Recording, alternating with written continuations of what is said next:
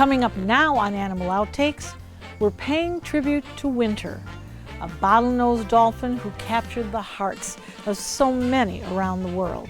Winter inspired so many people throughout her life, and she will continue to do that with the movies and the books, and also just her legacy. Plus, we visit a rescue that's cared for more than 4,000 animals so far this year. See how their new plans for expansion will help even more wildlife here on the Suncoast. This and much more straight ahead on Animal Outtakes.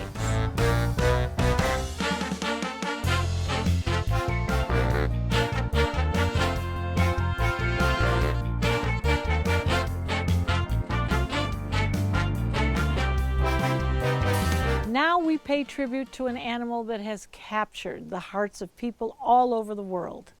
Winter, the bottlenose dolphin, passed away on November 11th. The Clearwater Marine Aquarium gave visitors a chance to pay their respects to the beloved 16-year-old dolphin.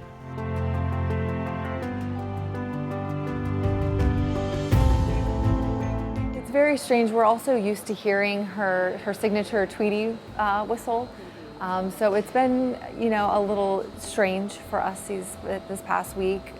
We all have been leaning on each other and sharing memories and thoughts of Winter and what she meant to us all.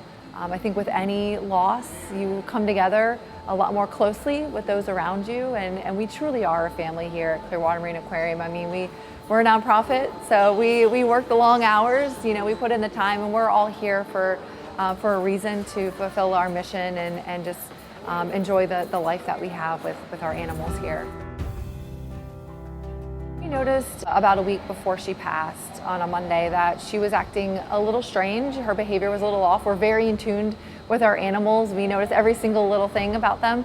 And she was being a little lethargic. She wasn't interested in food, and so we wanted to check that out. She had been known to have intestinal issues in the past, which typically have been taken care of by our vet team. And when we noticed that she wasn't reacting the way that we had hoped to that treatment, we have a great relationship with experts in veterinary medicine across the country.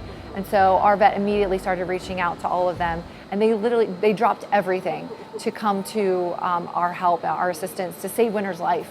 And so they gave us their impact, their expertise, and a lot of them literally dropped their family matters and everything and flew down here to help us to see what was going on and what they could do. We tried everything in our power to try and save her life, and in the end, what had taken her life was a twisted intestine. So we see that a lot in dogs and animals and really any living being that has an intestine. That is something that can happen. Unfortunately, with dolphins, it's tough to do surgery because they don't react so well to anesthesia in some cases. So, that was our last resort, and we were willing to go there. But, Winter decided when it was her time. We're inviting folks to come on down to Clearwater Marine Aquarium and come together as a community and to really just remember Winter, the impact that she had on them individually and also on our community as a whole, and really just enjoying the time that we had with her. So Winter has left quite an impact on Clearwater Marine Aquarium, on the people that work here, and also on the region and the world, really, on her story of perseverance and never giving up and just inspiring those to never give up on their own and the challenges that they face. With her books and the movie, being able to reach millions across the globe, she gave us the platform to share our mission with the world. And because of that, we've had an increase in attendance here at CMA, and every single dollar that comes to CMA goes to the care of our animals, but it also goes back to our mission of conservation and education. So we've been able to not only expand our facility here on site, we've been able to expand our footprint in the world and the work that we're doing with manatees, with sea turtles, with right whales. We've got people out in the field every single day that are working to save species. So not only is she saving animals here locally in the Clearwater area, she's also helping to save the species of the world. I think we all had an idea of the impact that winter had on everyone, and this past week has cemented that that belief, and we've been overwhelmed by the response that we've gotten. People, sending their well wishes and love and memories of winter, but they've also been sharing their well wishes and support to the team here at CMA, which has been just, I can't tell you how much that has been needed to the team, and during this emotional time. It's so wonderful to know that the work that they're doing is being respected and they're being thanked. Being thanked is such a strong thing. I think we all forget that. And so we're so honored to have that from everyone. And so in 2022, Clearwater Marine Aquarium will be celebrating our 50th anniversary. So we've been a community asset for that long, and we've been a working animal hospital for that many years, just giving back to the community and rescuing marine life here and educating folks, tourists alike, on how their daily lives are impacting their environment that they live in. And so, we continue to share that message, and education is really important. It's a cornerstone here at the aquarium, and now with Winter and her legacy and being able to reach all those additional individuals, we're hopeful that folks will still be interested in learning of what we do here at the aquarium, how we give back to not only our local community but also to the world. And so we're looking forward to the future that she's given us, the opportunity that she's afforded us. With now we have this brand new facility, we have the added ability to care for more animals and reach more people, and really hopefully educate that new generation of conservationists. We do get asked a lot about how are the animals here, and how are they reacting to her death, and again, we are so in tune with our resident animals here. We notice every single little thing that's going on with them, and when Winter did pass, our vet did check out all of our animals that share the habitat with her, just to make sure that there wasn't anything going on with them, just to make sure that they were okay, and they all were acting normally, and they're all healthy. So we're very thankful for that, and they are getting extra love for sure from our team. So we do keep a very close eye, and we give them the best care possible here at the aquarium.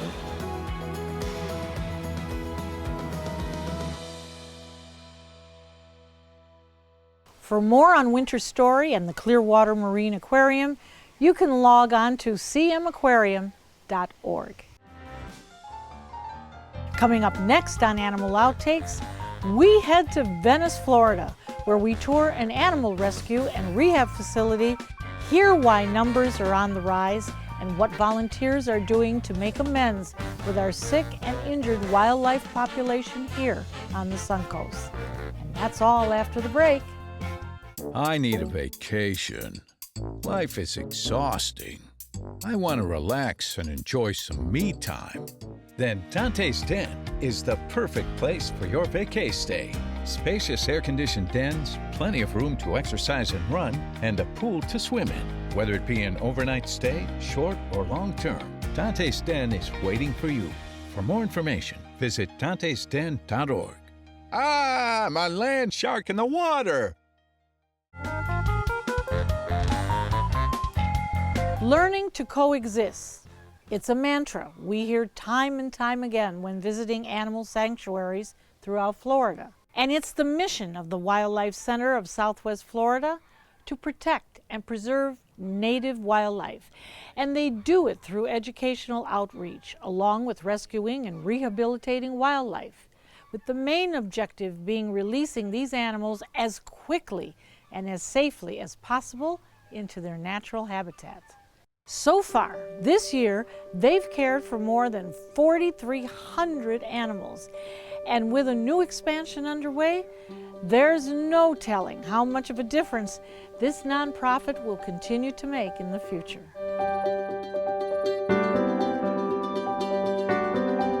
We've had a lot going on, a lot of building, a lot of exciting stuff, a lot of different changes that we're excited about.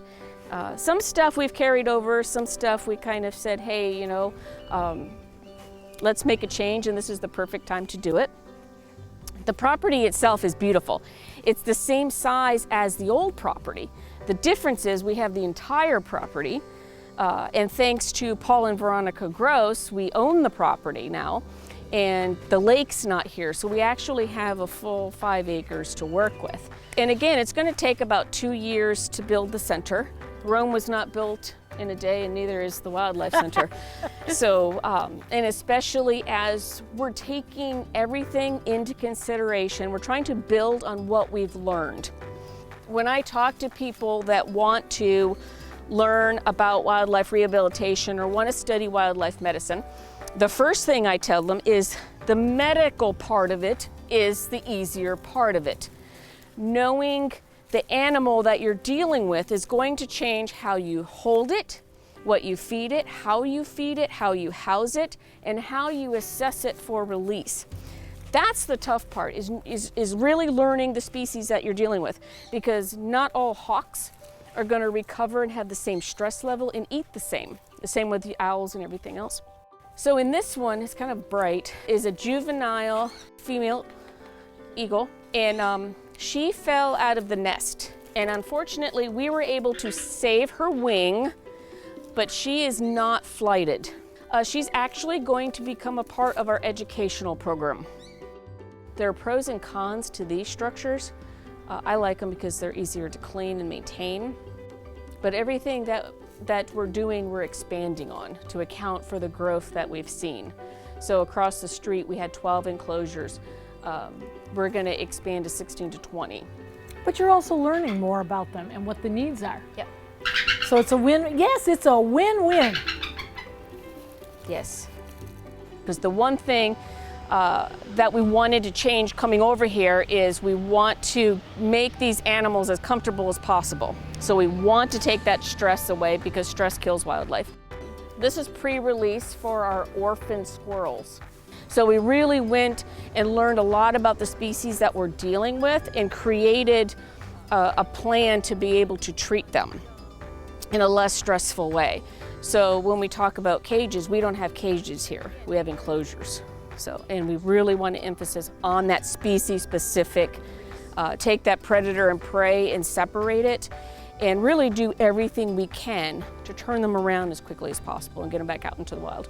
But I'm going to take you in here in our mammal nursery. Chris is feeding the baby bunnies and the baby squirrels that come in. And baby bunnies, of course. Let me open one up. See a squirrel? So that we have little baby bunnies in there.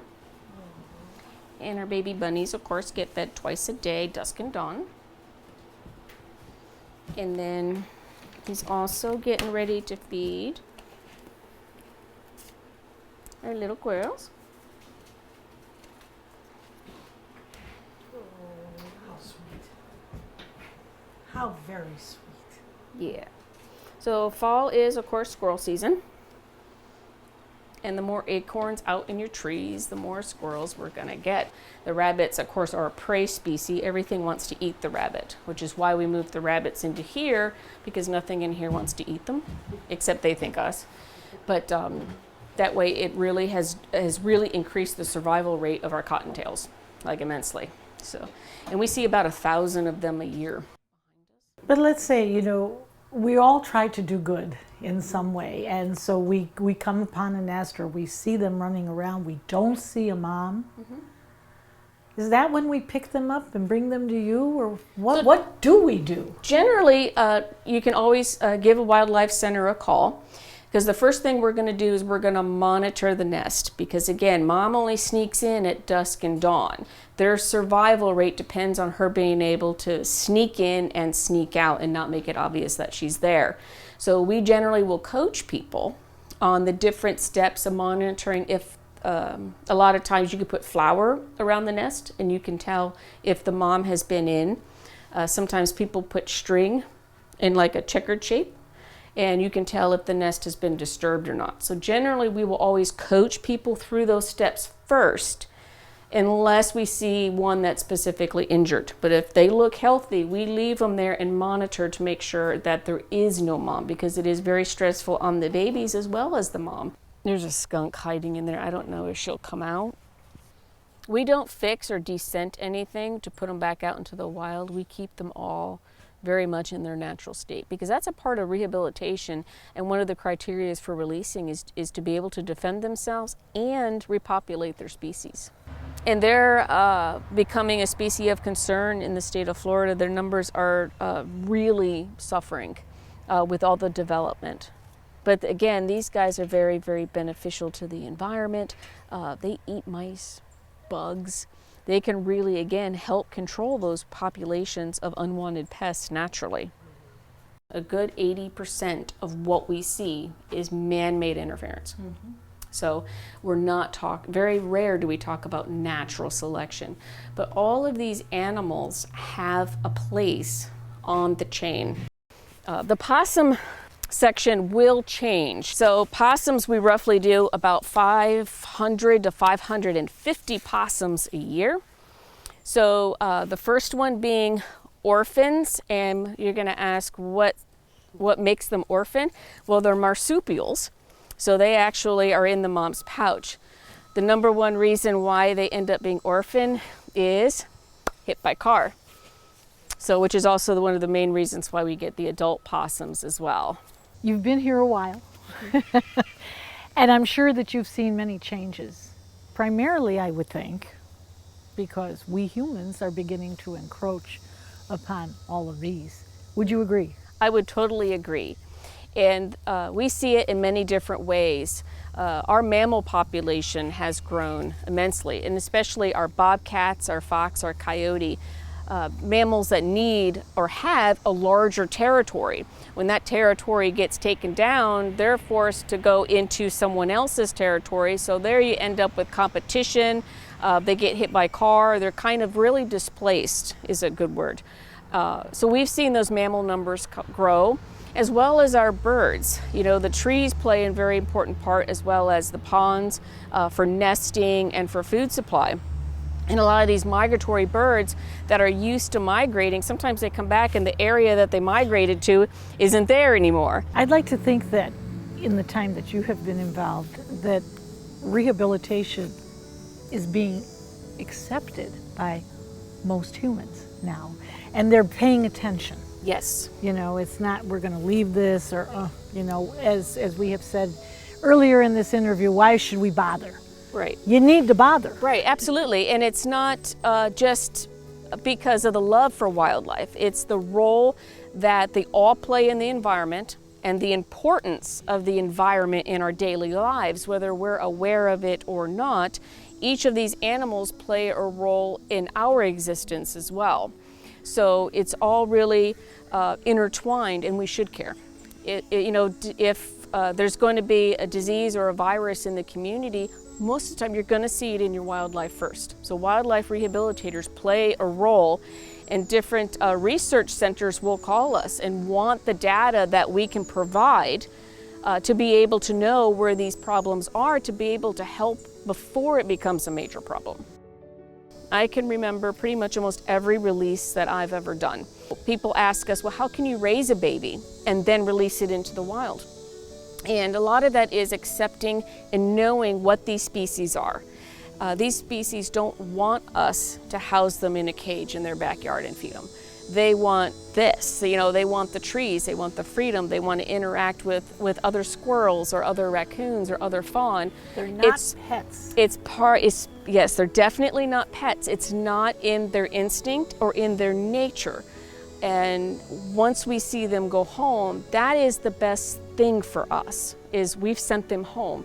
And words can't even describe what that feels like, to know that you contributed to the care and being able to send that animal back home, whether it's an eagle or whether it's a rabbit. You know, it matters. For more on how you can help this organization, you can go to wildlifeswfl.org. After the break, record numbers rescuers are dealing with this season, why there is a light at the end of this tunnel.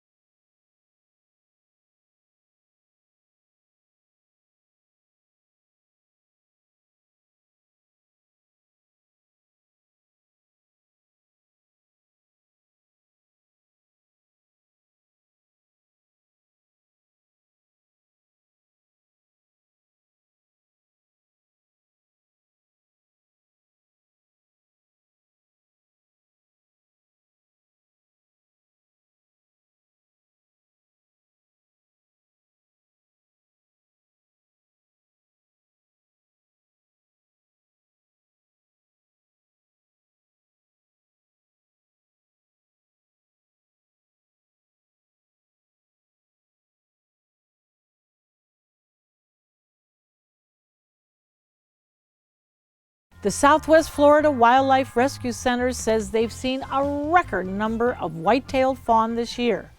But the good news? They were able to also release a record number of these animals this year. Now, these deer can be skittish around humans, so we made sure we were careful during this interview.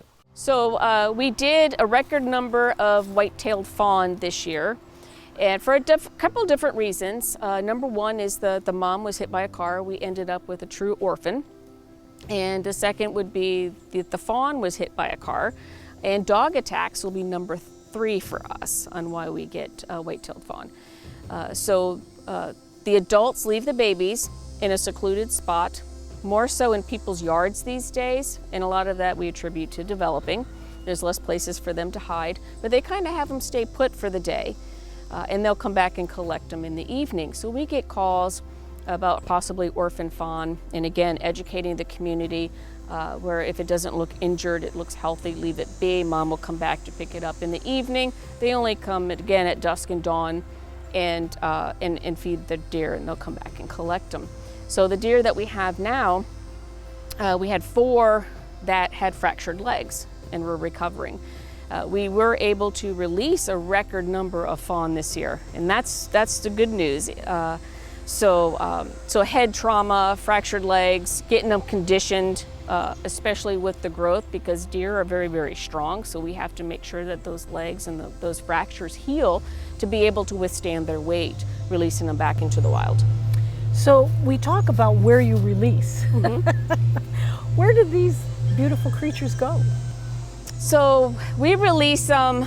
We have different supporters that have large pieces of privately owned property, but we also have one of our wonderful wildlife, our veterinarians, that has a large piece of privately owned property and has a couple of permanent deer on his property. So what we do is right before they're getting ready to release, we'll take them over to his property and let them acclimate to their environment and the wild deer on the property, and then he'll just let the door open one day and let them walk out on their own. And that's what we call a soft release. And generally with a lot of our orphans, whether it be fawn, possum, squirrels, raccoons, we generally will follow that soft release protocol, and that allows them to kind of get familiar with their area instead of opening a crate and saying good luck. It's our way, right, exactly. And be able to monitor them and see if they're adapting well, and just keep eyes on them for a few days as they get used to what's around them. We'll be right back.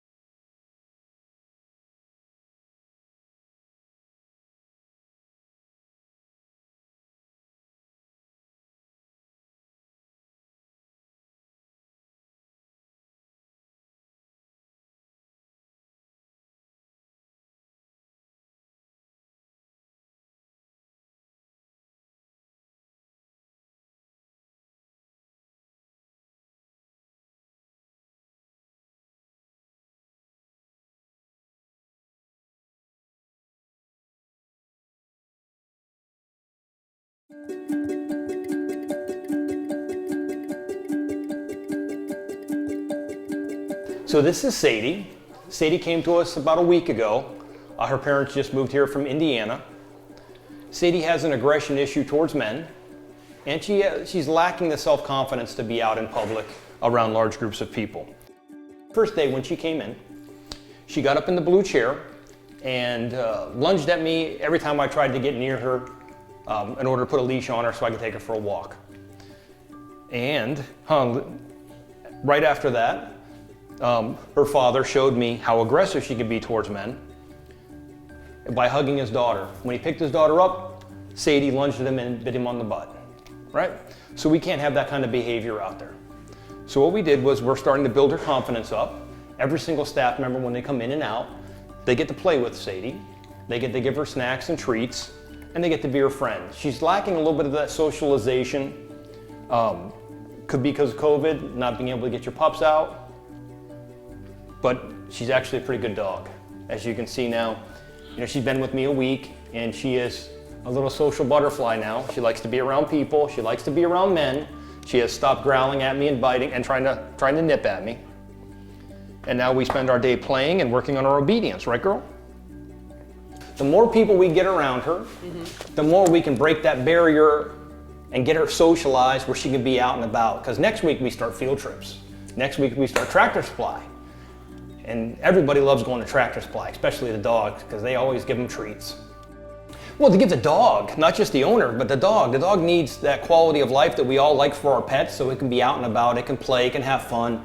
Like I said, with this family, the little girl just loves the dog to death, and we want to make sure that she has a long life with Sadie. Sadie's very, very young. They got her as a rescue up in Indiana, so they don't know her story. Was she abused? I can tell you what, the people that have her now love her to pieces. She's got a great forever home, and we're just going to tighten things up a little bit so there's no issues in the future for her. For more information on how Dante's Den Foundation can help you train your pup, visit dantesden.org. We hope you've had fun and learned a thing or two along the way. We'll be back here again next week with even more animals and some wild adventures. Until then, thanks for watching.